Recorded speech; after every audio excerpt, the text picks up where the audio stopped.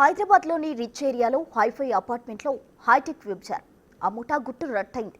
గౌలిదొట్టిలోని TNGOs కాలనీలో Madhavpur SOT పోలీసులు ఆకస్మిక దాడులు నిర్వహించారు. విదేశీ యువతను డ్రాప్ చేసి వ్యభిచారం చేసిన ముఠాను పట్టుకున్నారు. 9 మంది ఆఫ్రికా యువతలను సైతం అదుపులోకి తీసుకున్నారు.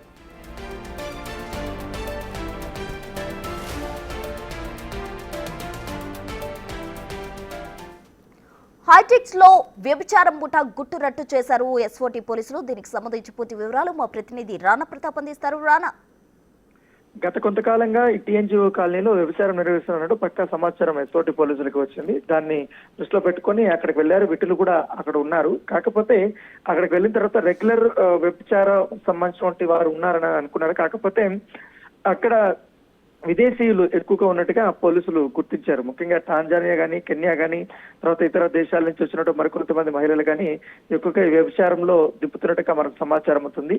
ఆయా దేశాల్లో ఎక్కువగా కొంతమంది మోడల్స్ గా ఉన్నటువంటి వారు, తర్వాత కొంచెం ఆర్థిక పరిస్థితుల వల్ల ఇబ్బందులు పడుతున్నట్టు వారిని అందరినీ కూడా గుర్తించి ఇండియాకి తీసుకొని వచ్చారు. తీసుకొచ్చిన తర్వాత ఈ దేశంలోని పలు ముఖ్యంగా నగరాల్లోకి తీసుకెళ్లారు. ఢిల్లీ కానీ, అలాగే ముంబై కానీ, ఇటు హైదరాబాద్ లో కూడా ఇవన్నీ కూడా తీసుకొచ్చారు. సో వాళ్ళందరినీ కూడా ఇవాళ అరెస్ట్ చేసినప్పుడు నేపథ్యం కాబట్టి వాళ్ళందరి నేపథ్యం అంతా కూడా కనుక్కున్నారు. వాళ్ళ యొక్క డీటెయిల్స్ అంతా కూడా తీసుకొని ఈ మొత్తం ఈ వ్యవహారంతా నడిపిస్తున్నటువంటి వ్యక్తి ఎవరైతున్నారో ఆ వ్యక్తి కోసం గాలింపు చర్యలు చేపట్టినటువంటి నేపథ్యం కనబడుతుంది.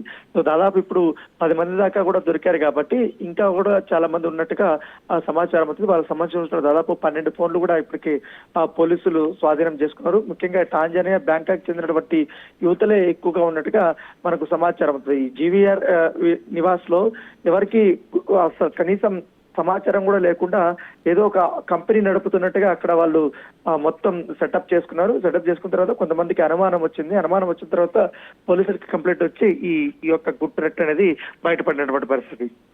Right, thanks Rana.